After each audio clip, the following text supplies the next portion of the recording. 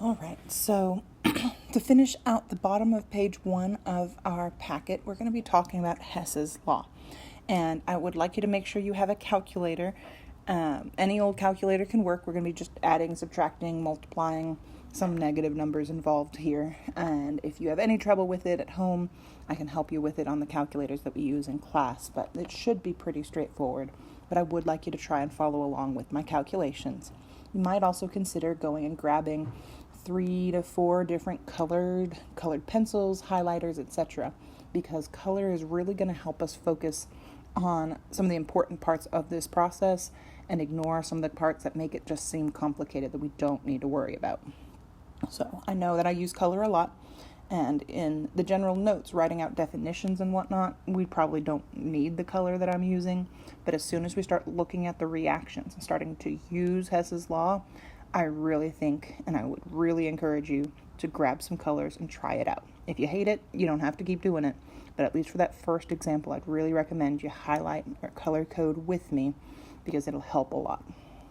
So when I say we're doing pages 1 and 2, we're really just finishing that last little bit of page 1. That's where the notes are taking place. And then there's 4 examples on page 2 that we're going to go through. That's really all that's on page 2. And I'm going to go through the first 3 with you, and I'll help you color code the last one, and just in case you need that help, but I am not going to do it all the way. So you're going to have to finish that one out.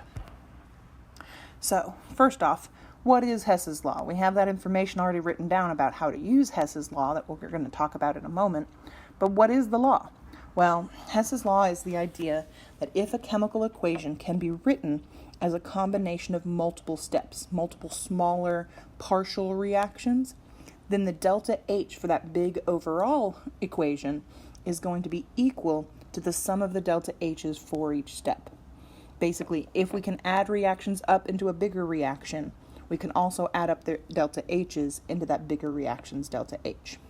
Remember, delta H is a measurement of enthalpy. That's the variable that we use to represent the quantity of enthalpy, how the energy is changing during these reactions. And I know this is probably the first time that you've really been taught about chemical reactions having a mechanism, having multiple steps, but they can.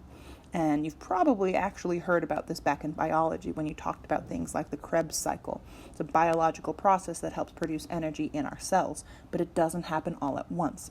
There's lots of little itty-bitty steps that happen that are kind of smaller steps that our body can do in small bits and pieces, but they all add up to one big energy-producing reaction. So we can have multiple little reactions that add up to one big overall equation or change, and we can help understand those big changes even if we can't necessarily observe them and measure them. If we study the little partial reactions, we can get information about that big overall reaction.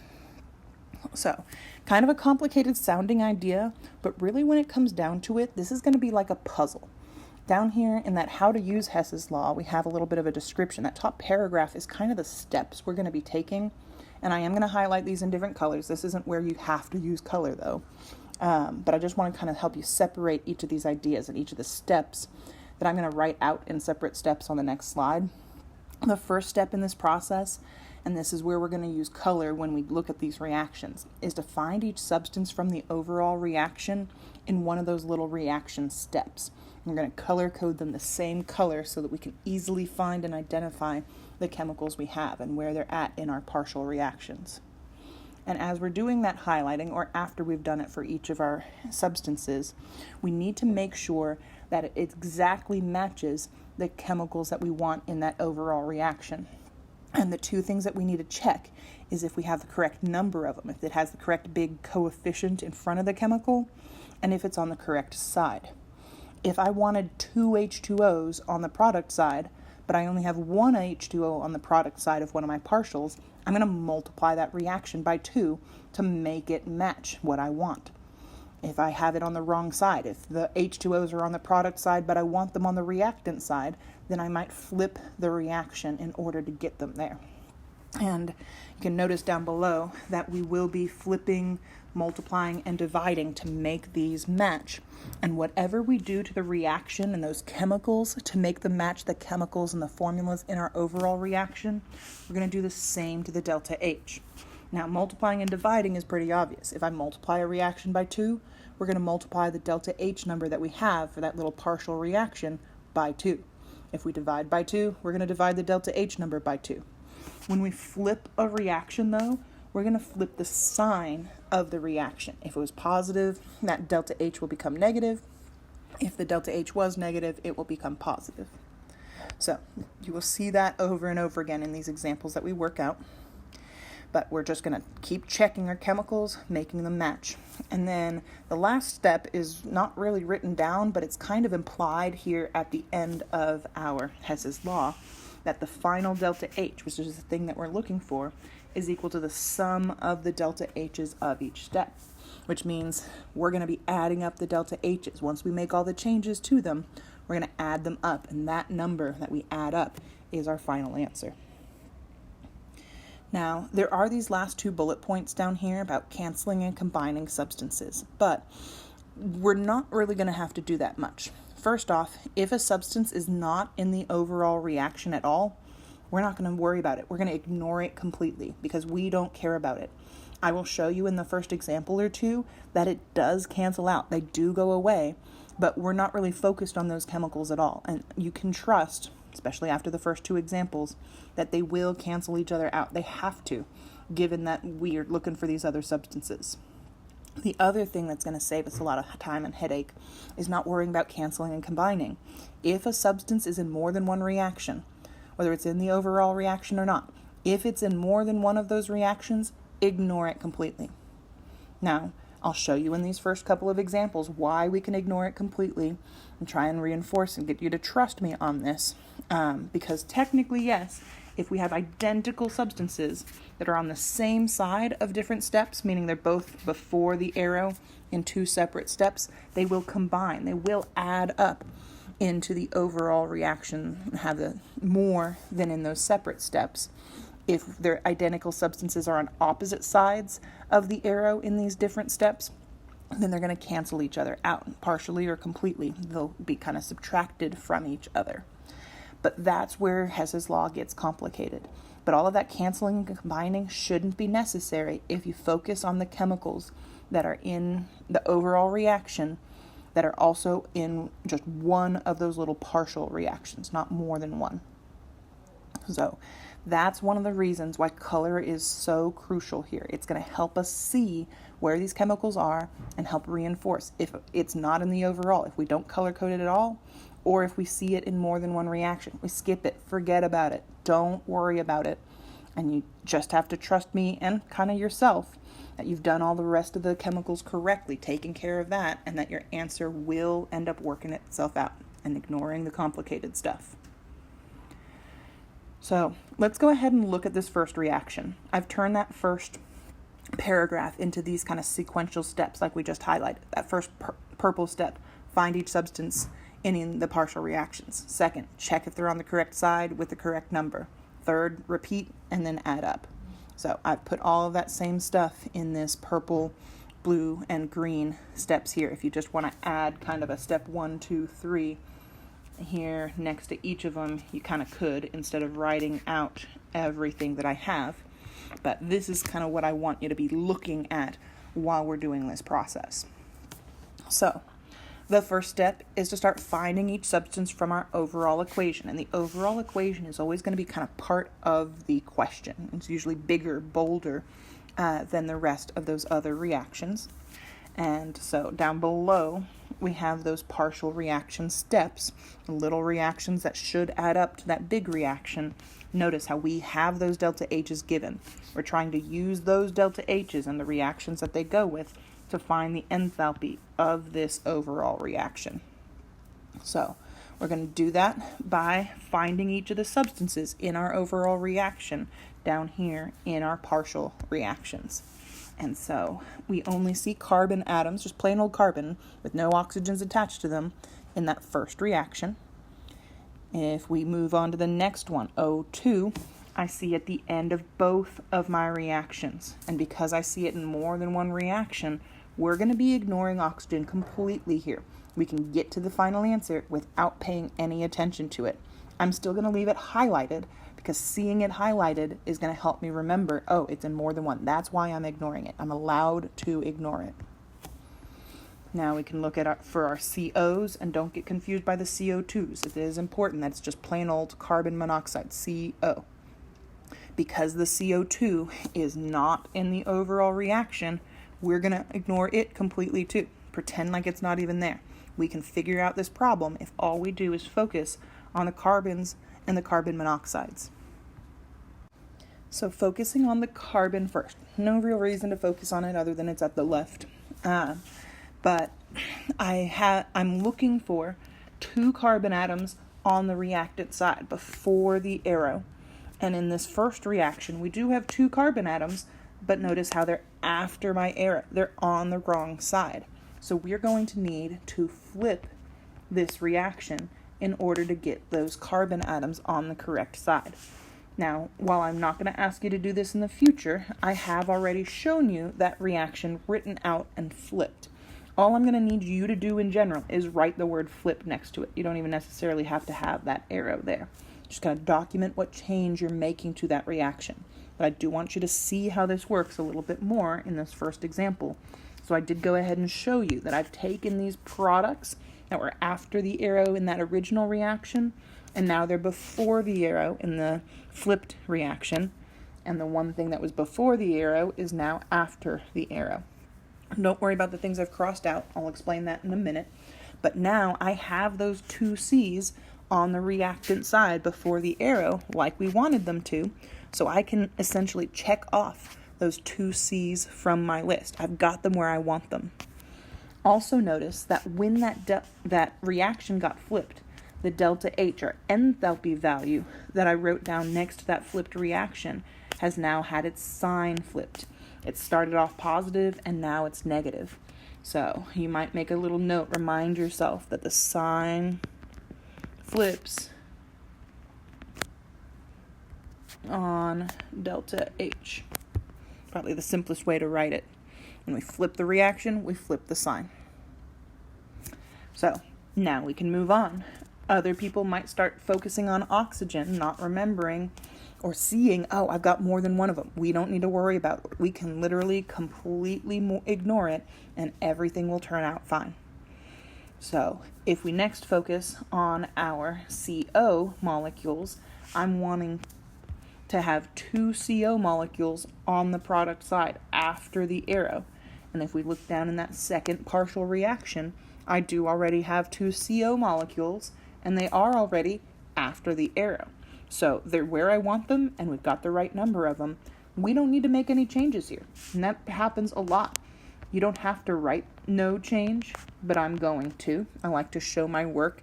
I also want to make sure I don't accidentally come back and change that trying to get my oxygens changed. I can't flip that to try and get my 1 oxygen on the reactant side without also flipping my CO molecules and getting them on the wrong side. We can't multiply that reaction by anything without messing up our COs, because whatever we do to one thing, we're doing to the whole reaction and the delta H. So we need to leave that second reaction alone. We cannot make any changes to it. So I like to document that by writing no change. And so at this point in time, I do have my COs taken care of, and you'll notice my delta H didn't change. I did rewrite this down below just to kind of help you see this process of adding the reactions together. But because no change happened to the reaction, then this delta H is still exactly the same as before. I've got my CO sitting right there. Now, I want to show you real quick that our oxygens really did work themselves out, because I want you to trust me that if we ignore them in the future, if you don't rewrite all of this stuff to check if they cancel each other out, that it is still taken care of. You don't have to do this part. But I want to show you to reassure you that it does work. Notice how our oxygens ended up in that first reaction. We had those 2 oxygens that are now on the reactant side because we flipped things. And we have this 1 oxygen that is still at the end of that second reaction because we just brought it straight down. And you'll notice that this oxygen is crossed out with some of those oxygens because they're on opposite sides of our arrow. So they're going to be subtracting, canceling out from each other. But because I only had 1 here and 2 here originally, then only one of them is going to cancel out. So this cancels out and goes away completely, and one of my 2 O2s cancels out. But that still leaves behind 1 O2, which comes down and gets combined with our C's and our COs in order to make that final overall reaction that we saw up above. While I'm at it, I'll point out that these CO2s, now that we've flipped that first reaction, they're on the opposite side of these other 2 CO2s. Those are the exact same number of the exact same formula, so they cancel out completely. That's why we don't see any CO2s in our overall reaction. We don't have to worry about them. The substance is not in the overall, or it's in more than one reaction. They will work themselves out and cancel each other out, I promise you. And that's why you don't actually have to write out these reactions, because we're not actually focused on doing the math with the reactions. We already know what that stuff was going to add up to. It was part of the problem we were given. This question isn't about what will these add up to when you do certain things. It's about what is the enthalpy of the reaction using the enthalpies of those little parts. So all we had to do was take those enthalpies with the negative 787, because we flipped that reaction, and add it to that positive 566 from the second reaction. No changes made to it. Once we add those up, we get our final answer. And we can do that without actually doing all of this craziness there. So I would highly encourage you not to worry about rewriting things flipped and worrying about making the actual changes to the reactions. Just make the notes off to the side. Tell me what you're doing to the reaction and make sure that that's reflected right over on those delta H's off to the side. Make sure all your changes are made. You changed every reaction. Then add up your delta H's. Now, I know that this is not necessarily the easiest thing to follow along with because it was all pre-written for you. So let's go ahead and flip to the next page and do an example together. I don't have those instructions at the top of the page, but we're still going to go through the same steps, which is going to start off by looking for each of these chemicals from our overall reaction down in those little partial reactions. So I'm looking for S's in my reactions, and the only place we have plain old sulfur atoms is in the beginning of that first reaction. All the other S's have some O's attached to them. Next thing I'm going to look for is some oxygen molecules. Remember, we don't really care if it is starting off 3. We need 3 O2 molecules in the end, but don't expect it always to have the correct number or be on the correct side. But what I notice when I'm looking for oxygen is in more than one of my little partial reactions, which means we're going to forget about it. We're not going to even look at that O2 at all. We can figure out this reaction's enthalpy without paying attention to oxygen. And next, we're looking for SO3s. Don't let these SO2s confuse you. It has to be exactly the same formula as what we're seeing up above. The only thing that can be different is that big coefficient up front. That's the only thing that's changing, is the number or the side of our chemicals. So those are our 3 chemicals highlighted down in our reaction. Now it's time to try and make a match. So if I want 2 S's on the reactant side of my overall reaction, I have S's here, but there's only 1 S there, and I want 2. So I'm going to need to multiply this reaction by 2. And if I multiply the reaction by 2, I also need to multiply the delta H by 2. And that is going to stay negative. And we do negative 297 times 2. That's negative 594. So I like to kind of cross out that number so I don't accidentally use it. Like I said, you only have to write this times 2 off to the side. Keep in mind, though, that 2 would go with every single chemical all the way across, in addition to being multiplied by that delta H. That 2 applies to everything in our reaction. But at the very minimum, all I need you to do is write that times 2 off to the side. So I'm going to put these back just because it'll help me prove to you what's going on here in a minute. The next thing that a lot of people might try and focus on is those oxygens, but Don't worry about it. We got it in more than one reaction. We're going to forget about it. Leave it. It will work itself out. So the next thing that we should go to is our SO3s. We want 2 SO3 molecules on the product side after our arrow. And I do have 2 SO3s down here, but they're before my arrow. So I do need to flip this reaction. And if I flip the reaction, then that's going to flip the sign of my delta H. That's going to become negative 198. You might be able to squeeze in a little negative sign there, but it's so easy to lose them, and that would make my entire problem wrong, my entire answer completely wrong. So I tend to rewrite them to make that negative very obvious and very clear. Now, technically, we've taken care of the 2 chemicals that we care about, the things that aren't in more than one reaction and are actually in our overall. So at this point, we can, and normally would, recommend you just add up these numbers. Negative 594 plus negative 198 is going to be negative 792. And keep in mind that these kJ units, lowercase k, capital J, which stands for kilojoules, is always going to be the unit on energy for these. J, joules, is our general energy unit, but the kilo makes it bigger, just like we can make meters into kilometers, have a little bit bigger measurement of length. These energy changes in our reactions are big enough to need kilojoules of energy as our measurement. So kJ on all of our final answers. Now, just as one more time to kind of prove to you that this works, and that the O2s and the SO2s did end up canceling and combining their way out of this reaction, I am going to show you real quick what this reaction looks like when I flip it. I'm going to take my products and make them my reactants. So now 2 SO2 gas and 1 O2 gas is making 2 SO3 gas. And if we highlight this real quick, that's not what I was trying to highlight. There we go.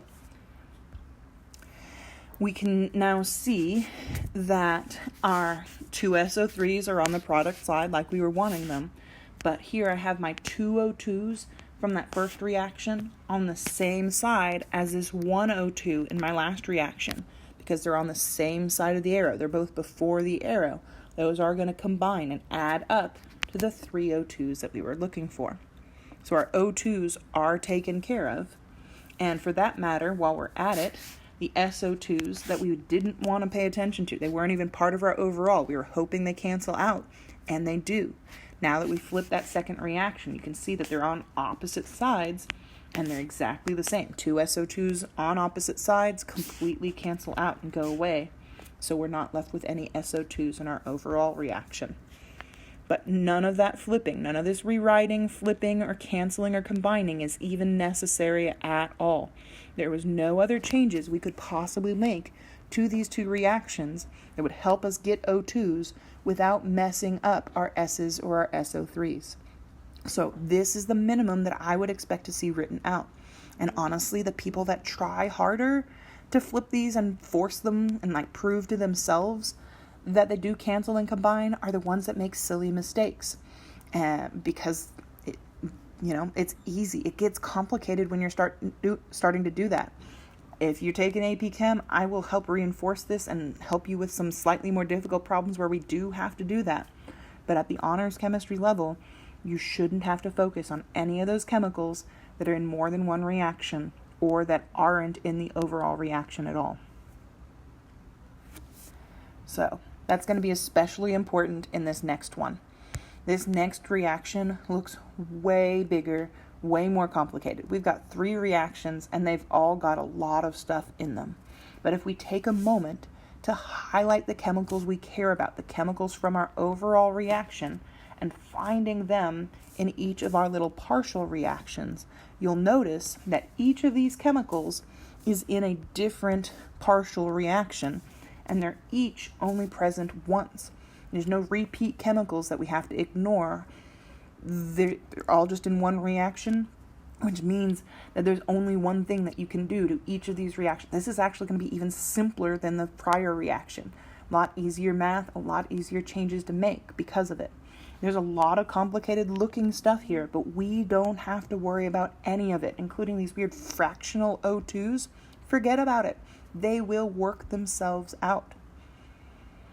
So, if we focus on this one at a time, C2H4, I want one of those on the reactant side before the arrow.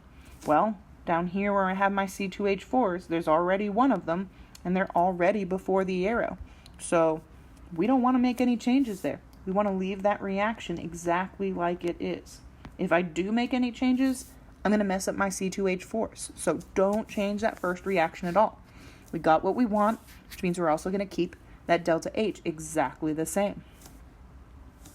If we're looking for H2 next, H2 is down in our final third reaction. And once again, we're looking for one H2 before the arrow on the reactant side. And I already have one H2 before the arrow of its reaction, so it's on the correct side with the correct number. We also want to make no changes to this third reaction. We got what we want exactly where we want it, so leave it alone. Just keep that final delta H where it's at, no changes. Now, C2H6 is in this middle reaction, and we want one C2H6, which is what we got, but we want it on the product side. We want it after the arrow, and here, it's before the arrow. It's at the very beginning of the reaction. So we do finally need to make a change here, but it's a simple change. We just need to flip the reaction to get that C2H6 on the correct side, which means we can come over here and flip the sign of our delta H. And that will check off my last chemical.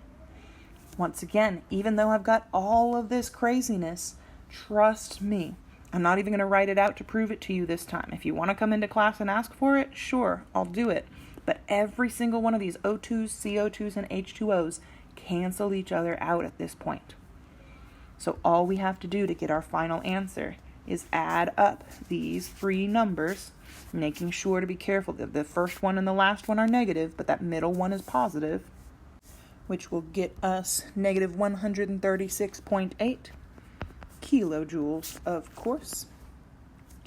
Now, I know I haven't talked at all about sig figs or rounding, but we don't actually worry about any of that here in our Hess's Law, because when we add and subtract, we only really care about decimal places, not sig figs, and that's the major thing we're always going to be doing. And even if we do multiply our delta H's by a number, they generally end up with the same sig figs to begin with. So we're not going to round anything in any part of this problem. You're just going to take all of the numbers straight out of your calculator, write them down, add them up, and you're done. Just make sure to put kilojoules on it. So let's go ahead and look at one more example together before you have that fourth one to try out on your own.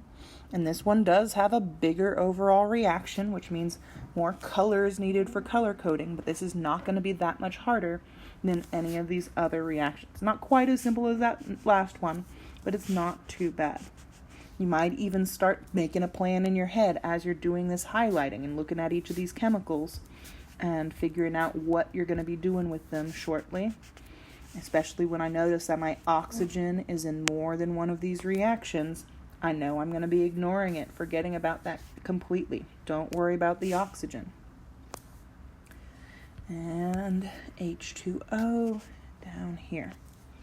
Now, one thing that I hadn't really mentioned out loud, once I'm done highlighting, I always double check that I've got the right colors matched up, and I look at what's left over, the stuff that I haven't highlighted, and there's kind of a lot of it here, and make sure that I didn't miss any highlighting, because that's really easy to do. Like with these O2s, maybe I just found this first O2 here.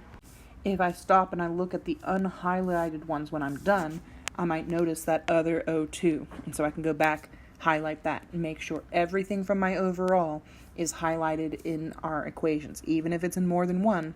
And honestly, especially if it's in more than one, even though we're going to ignore it, seeing those highlights there, seeing it more than once is what reminds us I can ignore it. So let's start by trying to figure out and fix our NH3s. I want 4 NH3s before the arrow on our reactant side. Down here, I only have 2 NH3s on my product side. So if I want 4 and I have 2, we are going to need to multiply this reaction by 2. But notice how these 2 NH3s are on the product side, and I want them before the arrow on the reactant side when I turn it into my final reaction. That means I also need to flip this reaction when I'm multiplying it by 2. We can do more than one thing to the same reaction. And if I flip and multiply this reaction by 2, I need to make our delta H positive, flip its sign, and multiply it by 2. So this is going to be a positive 183.6. Okay, now next, if we haven't highlighted it, we might fall into the trap of trying to take care of oxygen. But since oxygen's in more than one of these little partial reactions, we're going to ignore it. Move on to our NOs. We want 4 NOs after the arrow on the product side. And we've got 2 NO molecules here on the product side, but we need 4. So we're going to multiply that reaction by 2, which means we need to multiply our enthalpy by 2. We're leaving that negative because we're not flipping anything, but this is going to be negative 361. Now we've finished with our NOs, we can move on to our H2Os. I want 6 H2Os on the product side. Down here we only have 2 H2Os on the product side. So no flipping necessary, just need to multiply by 3, which means we're going to multiply this delta H by 3 as well, which gets us negative 1450.8. So we've checked off all of our substances that are just in one reaction. Those O2s we're ignoring because they're in more than one reaction. They're too complicated. But as always, we've already made changes to each and every reaction based on the chemicals that were just in them once. There's nothing else we could do to these reactions that would help us get O2s without messing up the other chemicals. So these have to be the final delta H's that we are adding up to get our final answer. And if we're doing this carefully in our calculators, we get negative 1628.2 kilojoules, of course. So at this point, you need to do this fourth one. I am going to go ahead and color code this just to make sure that you can do this color coding. You might consider pausing it. I know it seems simple to some of you, but some of you are also probably wondering where these colors come from. Remember, we're just matching each of the chemicals from our overall formula with wherever we find them down here. We've got to be careful about H2 versus H2O. We need to match the formula exactly. That's all that we're doing here. So maybe pause, try to color code yourself. If you're unsure of it, check it with mine. It doesn't have to be the same colors as long as we got the right things connected with each other. Okay, so this is where I colored everything. And if you've done this correctly, your final answer should be somewhere, it should definitely be negative, between negative 400 and 500. I think it's a little closer to negative 500 there. If you want to check the exact number you got, come into class. I've got my answer key in my packet. And then technically in class, we also took a little bit of time to work on the practice problems on page 4. And while you don't have to do these before you come back to class, this isn't something I'm going to be stamping or we're going to be using. If you missed these notes in class, you also missed the time when most of us finished most of these. It's just 3 more problems. And I will tell you now that there are a lot of reactions that you're going to be able to just leave the same, not make any changes to. Make sure that you're ignoring any of the chemicals that are in more than one reaction. Just don't worry about them at all. If you're confused or you think they're not canceling out, trust yourself for now. Come in and I'll walk you through how it does work. Focus on the chemicals that are in only one of those little partial reactions. Also, this is where I want to remind you that way back at the beginning on this slide, I mentioned that we can either multiply or divide our reactions in addition to flipping. We haven't seen any examples yet where we're going to have to divide, but page 4 is going to have 1 or 2. So keep in mind, if you're looking for one of something, but the little partial reaction has 2 or 3 of them, you can divide by 2 or 3 to bring the number of chemicals that you have down. Yes, it might make some other stuff fractions, but those fractions will all cancel or combine out. So don't worry about the chemicals that are complicated in fractions. Focus on the simple chemicals that you see in just one of those partial reactions, and that should get you those answers.